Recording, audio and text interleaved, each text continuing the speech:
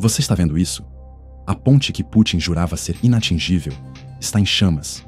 O que parecia ser o símbolo da força russa virou alvo de precisão cirúrgica e caiu como um castelo de cartas no fundo do Mar Negro. Mas como a Ucrânia conseguiu driblar todos os olhos, radares e helicópteros e explodir o coração logístico da Rússia, sem que ninguém percebesse? Fica comigo, porque o que você vai descobrir agora muda tudo o que você achava que sabia sobre essa guerra.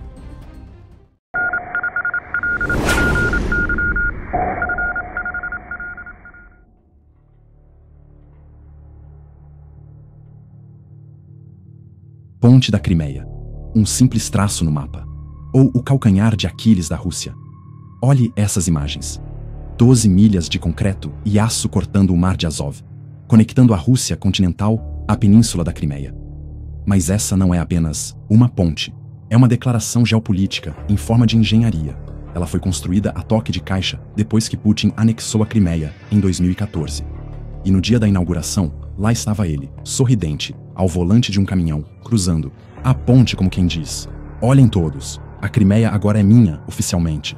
Aquilo não foi só um passeio. Foi um espetáculo, uma mensagem para o mundo inteiro. A Rússia chegou e não pretende sair tão cedo. Mas vamos além do teatro político. Essa ponte é, na prática, uma artéria vital para o esforço de guerra russo. Segundo fontes russas e analistas independentes, até 40 mil veículos civis e militares podem passar por ali todos os dias. Tanques, caminhões de munição, sistemas antiaéreos, tropas. Tudo o que alimenta a máquina de guerra russa desliza por essa estrutura. Literalmente. E tem mais. Ao lado da via para carros, existe uma ferrovia. Sim, uma linha férrea paralela, que serve para transportar artilharia pesada, blindados e até mísseis. É como um corredor exclusivo, um tapete vermelho, logístico, que leva diretamente os recursos da Rússia até as frentes de batalha em Kherson e Zaporizhzhia, no sul da Ucrânia. Agora pare e pense comigo. O que acontece se esse fluxo for interrompido, se a ponte for danificada ou destruída? É como cortar a veia jugular de um corpo já combalido. Cada ataque bem-sucedido à ponte não destrói só concreto, destrói também a imagem de invulnerabilidade que Moscou tenta desesperadamente manter. E é exatamente por isso que essa ponte se tornou alvo constante. Não foi atacada uma ou duas vezes. Foram 3 ataques diretos nos últimos anos. O mais recente, um ataque subaquático com um drone naval ucraniano, silencioso, preciso e absolutamente devastador. Algo digno de filme de espionagem. Mas a grande pergunta que não quer calar é: como a Ucrânia conseguiu isso? Como foi possível infiltrar uma arma submersa até o coração da estrutura mais protegida da Rússia, sem ser detectada? Prepare-se, a resposta vai surpreender até os mais céticos. Vamos começar a revelar no próximo capítulo.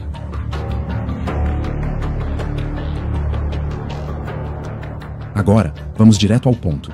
Como é possível que um drone ucraniano tenha atingido uma das estruturas mais protegidas da Rússia, sem ser sequer detectado?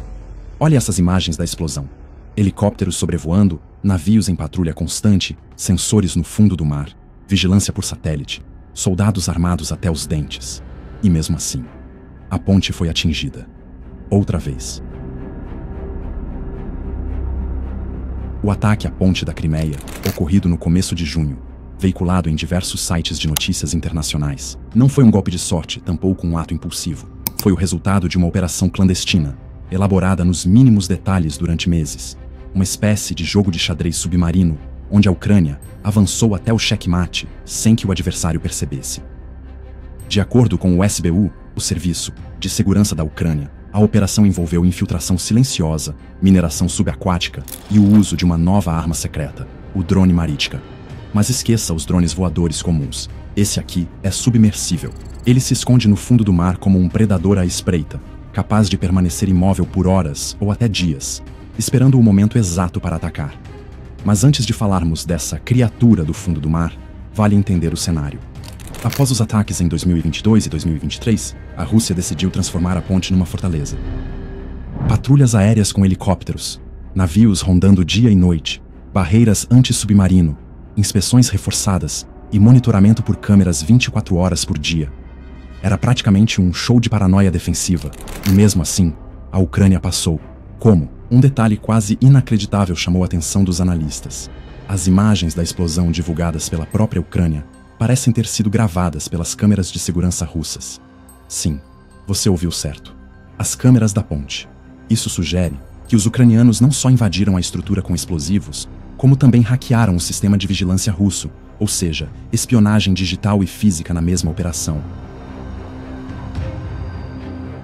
E o que dizer da potência do ataque? O drone Marichka, segundo estimativas, carregava cerca de 1.100 quilos de explosivos, o equivalente a 1 tonelada de TNT. Mesmo que o dano visível tenha sido limitado à superfície, o verdadeiro impacto foi subaquático, atingindo os pilares de sustentação da ponte, onde os olhos humanos e os radares russos não conseguem ver com tanta clareza. E não parou por aí. 10 horas depois, a Ucrânia lançou um novo ataque, com mais drones navais no mesmo ponto, como quem diz: se você não entendeu o recado da primeira vez, aqui está o segundo. Agora pense comigo. Se a ponte tinha tudo isso de segurança, como um drone passou despercebido? A Rússia foi enganada. Ou foi simplesmente cega diante de uma nova geração de armas silenciosas, invisíveis e absolutamente letais? Nos próximos minutos, você vai entender por que o Marichka não é só uma nova arma. Ele representa uma mudança completa nas regras do jogo.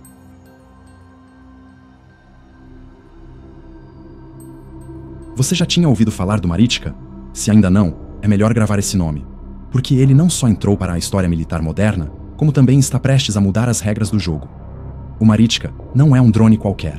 Ele é o equivalente subaquático de um assassino silencioso, furtivo, letal e praticamente indetectável. Pense nele como um torpedo com cérebro. Um torpedo inteligente, autônomo, que pode navegar sozinho por centenas de quilômetros até atingir seu alvo com precisão cirúrgica.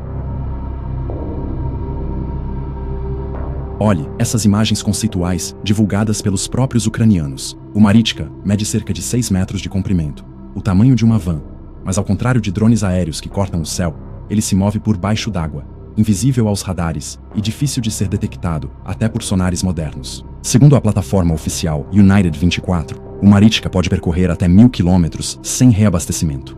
Isso significa que ele pode sair discretamente de qualquer ponto da costa da Ucrânia, cruzar o Mar Negro e atingir alvos estratégicos, como a ponte da Crimeia com ampla margem de manobra. E isso não é tudo. O Marichka é paciente. Ele pode ativar um modo de espera, onde simplesmente desliga motores, silencia todos os sinais e se esconde no fundo do mar, quase como um predador emboscado. E quando o momento ideal chega, ele ataca. Em silêncio, sem alarde, sem chance de defesa. E o detalhe mais assustador? Ele também pode funcionar como drone de espionagem. Envia imagens, monitora rotas, analisa padrões. É como se a Ucrânia tivesse colocado olhos e ouvidos dentro do mar.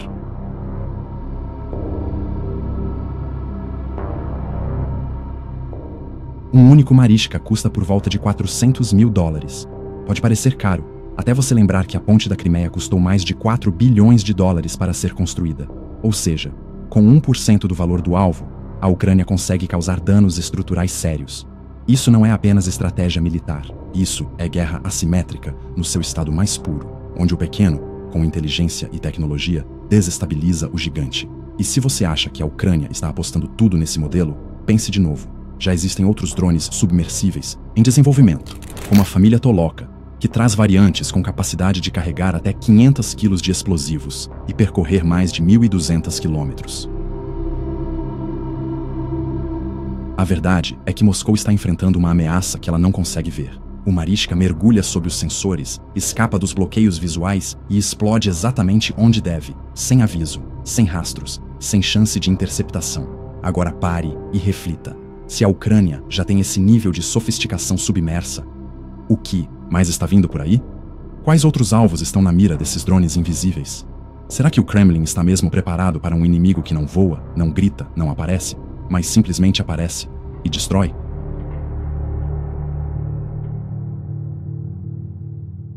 Você pode estar se perguntando, com tantos alvos possíveis, por que a Ucrânia insiste justamente na ponte da Crimeia?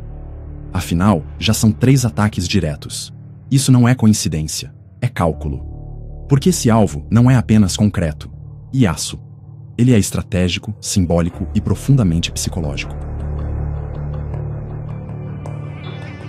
Vamos começar pelo mais óbvio: logística militar.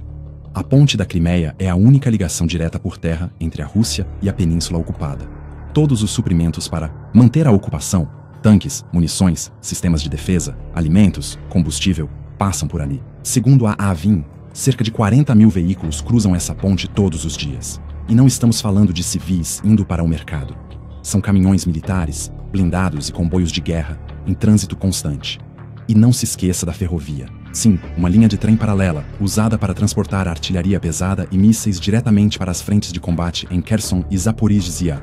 Ou seja, cada vez que a ponte é danificada, o fluxo de armas é interrompido. E quando os tanques param, os soldados recuam. É simples assim. Mas isso é só metade da equação. Porque essa ponte também carrega um peso simbólico colossal. Quando foi inaugurada, em 2018, Putin apareceu pessoalmente dirigindo o primeiro caminhão a cruzá-la. Foi um ato performático, transmitido ao vivo como quem diz: Crimeia é nossa, gostem ou não. A ponte virou um símbolo da anexação.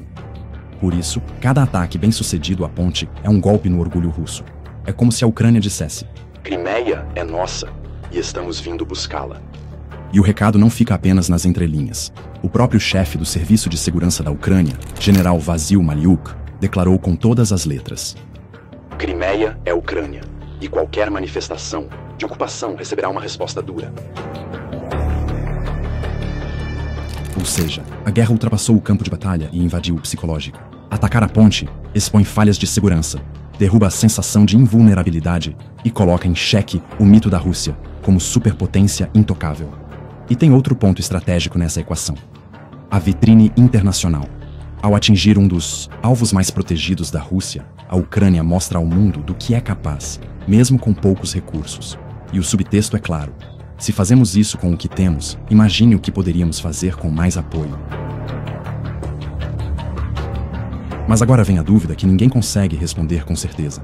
Esses ataques vão continuar até que a ponte seja completamente destruída? E se isso acontecer, quais serão as consequências militares e políticas para a Rússia?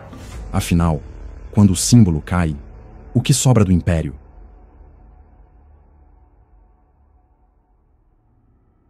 Agora que você já entendeu o peso logístico, simbólico e militar da ponte da Crimeia, é hora de dar um passo além.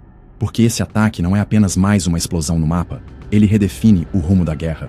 E mais do que isso, ele gera consequências que vão muito além do campo de batalha. Olhe com atenção essa sequência de eventos. No dia 3 de junho, a Ucrânia lança um ataque subaquático inédito, furtivo, tecnológico, devastador. Em poucas horas, as imagens começam a circular no mundo todo. A Rússia até tenta minimizar, censurar, esconder, mas não consegue. A verdade escapa como o próprio drone, silenciosa, invisível, mas impossível de conter. A ponte fecha, caos logístico se instala, e de repente, o nome Mariichka começa a aparecer em manchetes internacionais. Mas isso não foi um simples ato de vingança. O timing entrega tudo. Dias depois, acontece a Cúpula da OTAN, um dos eventos mais aguardados do calendário diplomático. Coincidência? Difícil de acreditar. Esse tipo de operação é milimetricamente pensada. A mensagem da Ucrânia foi clara, direta, estratégica. Conseguimos atingir a veia principal da Rússia, com poucos recursos. Agora imagine o que podemos fazer com mais apoio. E não parou por aí. No mesmo período, Kiev lançou a Operação Teia de Aranha, atingindo 4 bases aéreas russas e, segundo o próprio Zelensky, destruindo mais de 1/3 dos lançadores de mísseis estratégicos do país. Ou seja, o ataque à ponte não foi um ato isolado. Foi parte de uma escalada coordenada. Um ensaio para algo maior. Mas e do lado russo? O que restou para Putin além do silêncio? Oficialmente, o Ministério da Defesa adotou o velho discurso: danos mínimos, situação controlada. Mas nos bastidores, o nervosismo é visível. A vigilância foi reforçada, embarcações de guerra se multiplicaram no Mar Negro, e as defesas contra ameaças subaquáticas entraram em alerta máximo. Quando o inimigo passa por baixo de tudo, até o chão parece inseguro. Agora pense, e se a ponte for realmente inutilizada nos próximos meses? A Crimeia, que já depende de um fio logístico, pode ser isolada completamente. A Rússia teria que recorrer a rotas terrestres longas, vulneráveis e ineficientes, abrindo caminho para novas ofensivas ucranianas pelo sul. E o impacto não é só militar. Se a ponte favorita de Putin pode ser destruída, o que mais pode ruir? A vulnerabilidade exposta mina a confiança interna, mancha a imagem de força que o Kremlin tanto vende e fragiliza a diplomacia externa de Moscou, que já anda mancando em diversas frentes. Por isso, O ataque de 3 de junho foi muito mais do que uma explosão em uma ponte. Foi um sinal geopolítico, um avanço tecnológico, uma ameaça calculada e, principalmente, uma carta colocada sobre a mesa de negociação internacional. A Ucrânia mostrou que, mesmo sem equivalência de força, pode vencer com inteligência, criatividade e precisão cirúrgica. E ao que tudo indica, essa guerra ainda está longe de terminar. Mas a ponte pode estar bem perto de cair.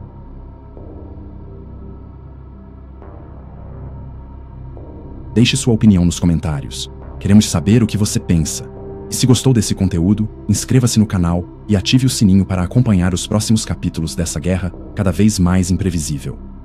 Conheça também o clube de membros do canal. Lá você tem acesso antecipado aos vídeos, participa de conteúdos exclusivos e ainda ajuda diretamente a manter esse trabalho independente.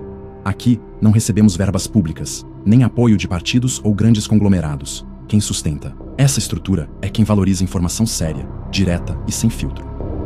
Se você quer ver mais vídeos como este, com análises que vão além do superficial, considere se tornar um apoiador hoje mesmo. Sua participação faz toda a diferença. Agora, clique nos vídeos que estão aparecendo aí na sua tela e continue explorando os bastidores dessa guerra, que pode mudar o rumo da geopolítica mundial. Até a próxima!